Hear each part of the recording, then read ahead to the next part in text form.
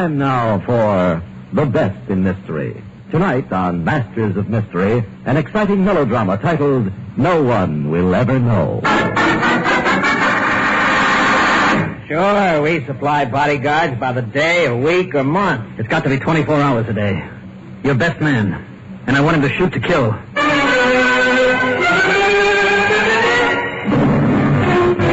Good evening. This is Don Dowd, your host for Mystery Time, back again to introduce another in ABC Radio's great Monday through Saturday lineup of mystery dramas. Every night at this time, a new and different story. Our drama tonight on Masters of Mystery, presented live from New York, is written by Leonard St. Clair and is titled No One Will Ever Know. Murder is bad business under any circumstances. But when a man plots to make himself the victim, well, we promise you plenty of suspense as Masters of Mystery brings you No One Will Ever Know.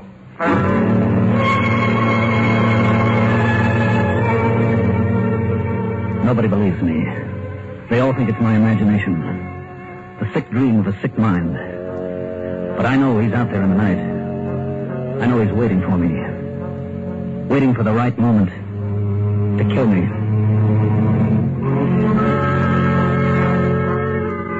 Nobody believes it could happen, because everybody still believes I'm lucky. Lucky Sam Parnell, the man who always wins. Lucky Sam who bought that stock that jumped 10 points in 2 days. Lucky Sam who was on the long shot at yesterday's race. Lucky Sam who owns a piece of that oil well out in Texas. That's the way it was with me. Until last week. It was Monday evening. I'd just gotten home. The maid took my raincoat and I headed for the bar to fix myself a drink. Hello, Sam, darling. How are you? Fine, honey. How about a martini? Love one. Good. There we are. And? Sam, you haven't noticed. Notice what? My new dress. Oh, well, it's fine. It's, pretty fancy, isn't it? Well, it's a cocktail dress, darling. I thought I ought to have something new for the boat. And I promise I won't cost you any more until we get to Paris. Who's complaining? All right, honey. To the trip. To Paris. Good. That's delicious. Oh, by the way, did you find the telegram? Telegram? Why, I left it on the bar for you. Oh? Yes, here it is. Practically under your nose. Oh? I wonder who. I called your office in case you wanted me to read the message to you, but you'd already left. What? Oh, what's the matter? Nothing, dear, nothing. I'm sorry. It was a clumsy thing to do. Oh, darling, there is something wrong. You look sick. No, I'm all right. There's nothing the matter. Look, Catherine, can you get a rag and mop up this mess? Why, the maid will do it, dear. Sam, what was in that telegram? Who was it from? Tell me, who was it from? Please, honey, you're getting yourself all upset about nothing. Suppose you go tell Lottie to clear up this broken glass, I'll fix us another round of drinks.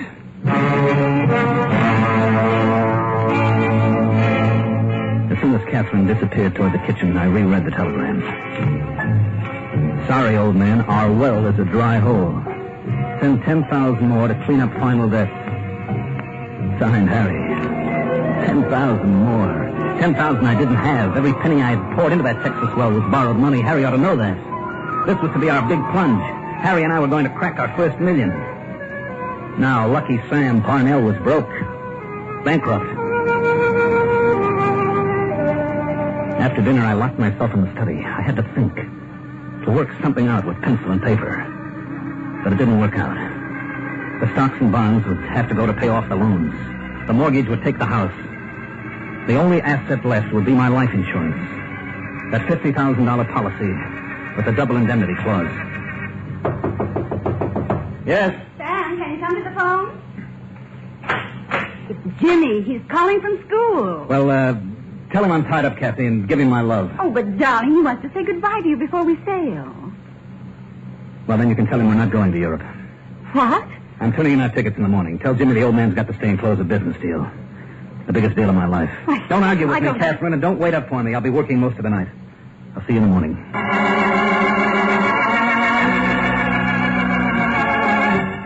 The biggest business deal of my life. It would be that, all right. And my last deal. I sat up most of the night trying to work it out. The idea was okay, but I was going to need help. Expert help. The next morning, I dropped by to see Max. His office was in the back of a particular drugstore on 43rd Street. Hello, Mr. Parnell. There's a pretty good long shot running in the 8th this afternoon. As if you didn't know. That isn't why I came by, Max. Oh? Max, there's a man who's in trouble. He's looking for somebody who'll do anything for a price. Sounds like he's in big trouble. He is. In a few days, he'll be broke. That's big enough. It occurred to me, Max, that you might have some friends, some connections. No friends. Connections, maybe. Somebody you can trust? Somebody who won't talk? What's the job? To kill a man. What? Now, look, Mr. Parnell. Max, you're doing business with the mobs all the time. You must know somebody. Now, if it's done right, there won't be any risk. And there's $5,000 in it. Suppose we, level with each other, Mr. Parnell. Now, this, friend of yours. You, isn't it? Yes. Okay. Now, who do you want taken care of? Me.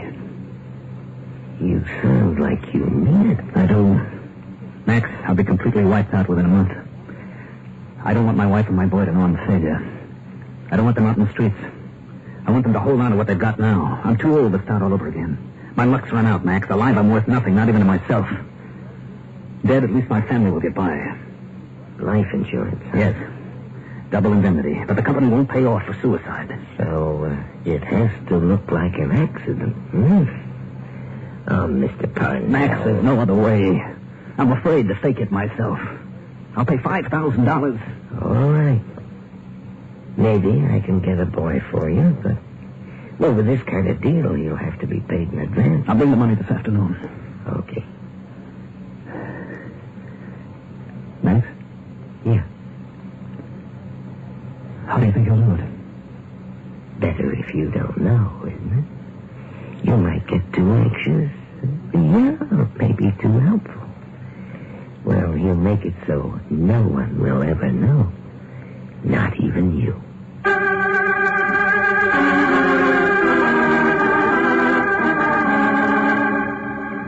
When I left Max, I went directly to the steamship office and got a refund on our round-trip tickets to Europe. $1,400. I needed every penny I could get hold of to make the $5,000 for Max. But I got it. And that afternoon, I gave it to him in cash. All I had to do now was wait. Tuesday passed. And Wednesday. Thursday. Every morning when I left for the office, I kissed Catherine goodbye for what might be the last time.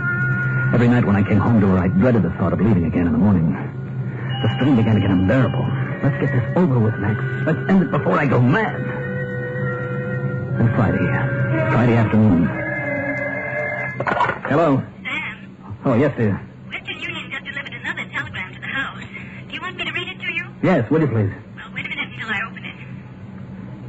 Here's what it says. New well came in this morning. Looks like 1,000 barrels per day. What? Congratulations, oil baron. And it's signed Harry.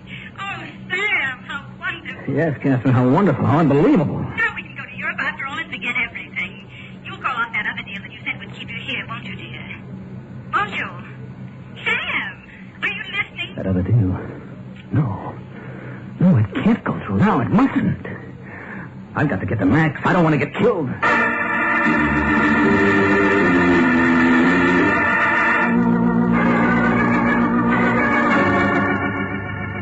I tell you, he's gone, Mr. Parnell. Gone, but where? You've worked for him for years. You must know where he's gone. I don't know. Right after the last time you were here, he came out and gave me 2 weeks' wages. And that's pleasant for you, Charles, he said. I'm going on a vacation, maybe 2 or 3 months. Well, look, some of his friends must know where he is. Tell me where I can find them. I never paid any mind to his friends, Mr. Parnell. The only reason I know your name is because you told me once. It's too late. I'm too late. Max didn't tell me who was going to do it or when or where. He said no one will ever know. Not even me.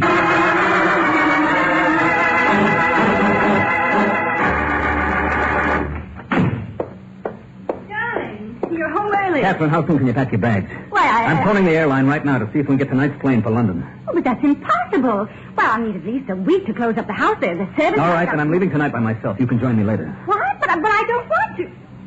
Sam, there's something wrong with you. Your sight is deaf. That's a good comparison. Sam, give me that phone.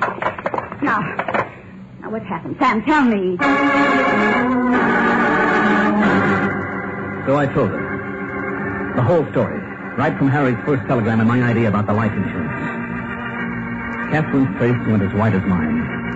Her eyes stared at me with a dazed, unbelieving expression. How could you have thought of such a thing?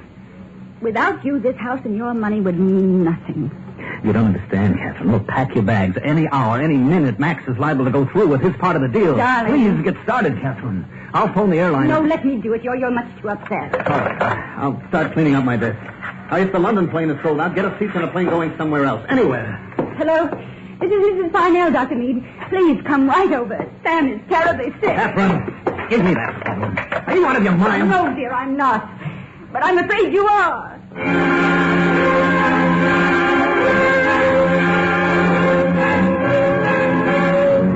She didn't believe me. She thought I was cracking up. I grabbed the phone and called the airline myself. The best I could do was tomorrow's plane, 14 hours away. 14 hours I had to gamble on staying alive. Sam, Dr. Meade was called away on an emergency, but he sent Dr. Ives to see you. I don't want to see him. But, Sam, you must see him. There's nothing the matter with me, I tell you. You've got to believe me, Doctor. That's why Max left town, don't you see? So he won't be connected with my death. But the guy he hired is waiting for me. It'll be any time, anywhere. I won't take a sedative. Keep away from me. Catherine, don't let him use that needle. Catherine! Catherine!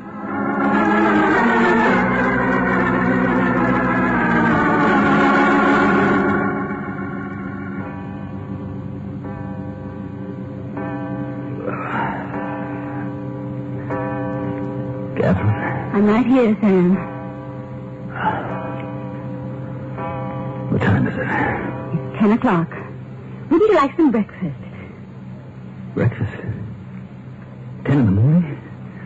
Catherine, get my clothes, the plane. It took off an hour ago, darling. I canceled our reservations. You canceled our reservations? Sam, now listen to me. You're going to be all right.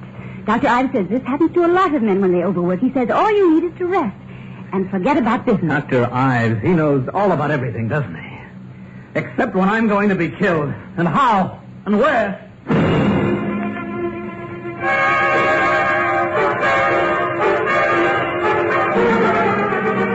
As soon as my wife left the room, I jumped out of bed and dressed. I slipped down the back stairs, and before Catherine and the servants spotted me, I had my car out of the garage.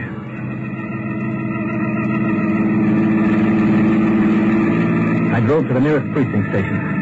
As I pulled up to the curb, I couldn't help noticing the yellow coupe that passed me and parked further up the street. I thought I saw the driver stare at me, but I wasn't sure. I couldn't afford to take any chances, so I got back into the car and drove on.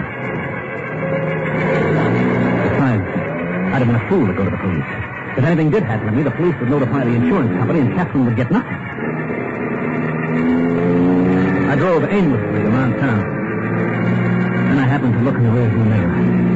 And there he was, the man in the yellow coupe. This was it. I tried to lose him in traffic. Across town and back.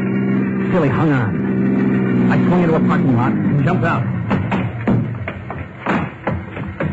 I ran into the nearest building. I had to lose him. I had to. Just as I stepped into the elevator, my eyes suddenly focused on the office directory. Ryan Detective Agency. Investigations, Property, and Personal Protection. Room 1402.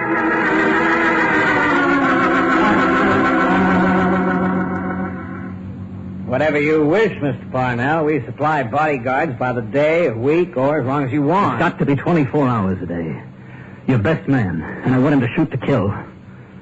Well, that all depends. If the circumstances warrant... Mr. Ryan, somewhere outside this office, in the hallway, or in the elevator, or on the street, a man I don't even know is waiting to kill me.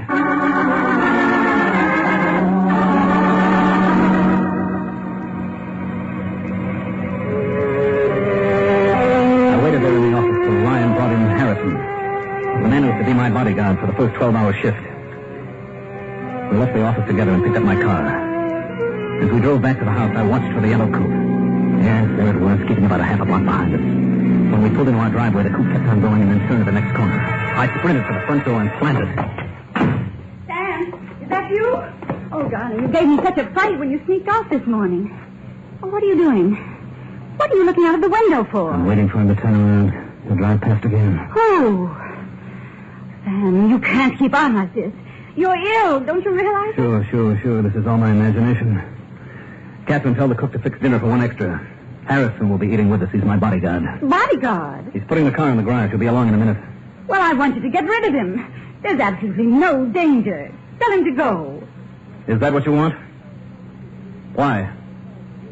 Maybe you want me to be killed. Who's that? Perhaps my insurance looks pretty good to you after all. And all the money that'll be coming in from that oil well. Stop it. I can't take any more. I can't. I'm sorry, Catherine. I guess I am sick. With fear. But everything's going to be all right, honey. I've told the detective agency to track down Max. We'll get word to him that the deal is off.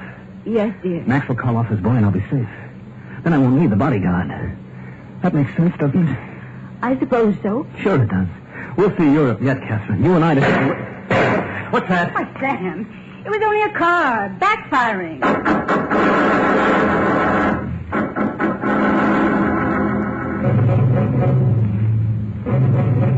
This is too much. Too much for any human being to stand for long. For how long? How long will it take to find Max? A day? 2, 3, a week? What'll happen in the meantime?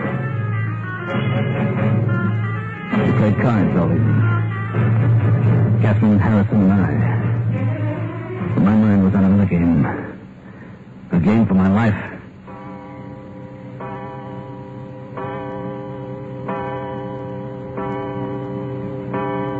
$11:00. Catherine kissed me goodnight and we came up to our rooms. She's probably asleep by now. And Harrison, the bodyguard, is stationed outside my door in the big easy chair, reading from the stack of magazines. Or is he asleep, too? He mustn't be, because my life depends on him. But I've got to sleep. I must rest and sleep. I can't go on this way with no sleep. Midnight. Still sleep won't come. This maddening waiting for what? When? Perhaps if I read a while. Yes, I'll close the window, sit up and read a while. Wait a minute, that sound. It's a radio. His radio in the yellow coupe. There in front of the house, it's him out there waiting for me, waiting to kill me. He's not waiting, he's getting out of his car. Harrison, wake up. He's come for me. He's coming to the front door. Harrison! You won't get me. Not that easy, because all you'll find is Harrison sound asleep outside my door, because I'm going out this window now. Now, if I can make it to the garage without being seen...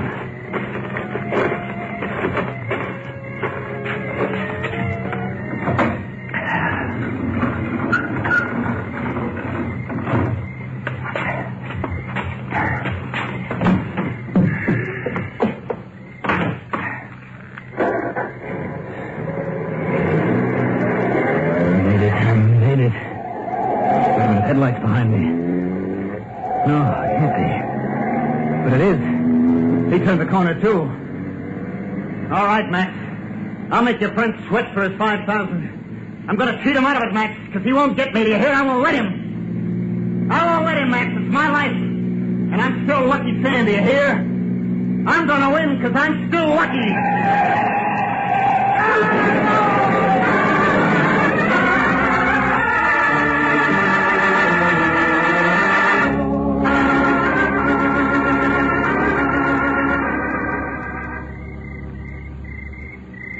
I heard the crash. I ran out as quick as I could. The ambulance is on the way, Mrs. Parnell, but I'm afraid that... I told you. Dr. Ives told you he was a sick man. That's why I hired you, Mr. Miller, to keep him from doing something foolish. And you drove him to this. I followed my order, ma'am. I never let him out of my sight. When I saw him go to the bedroom window from where I was parked outside in my coupe, I figured he was going to jump. That's when I rang your doorbell. And he thought you were someone who was going to... Oh, Mr. Miller, could Sam have been right? Could there have been someone? Like Max? Maybe, Mrs. Parnell, but if I was a cheap bookie and your husband gave me $5,000 to kill him, I'd just take the money and blow town. Why go through with a risky deal when you've already got the dough? No, it doesn't make sense.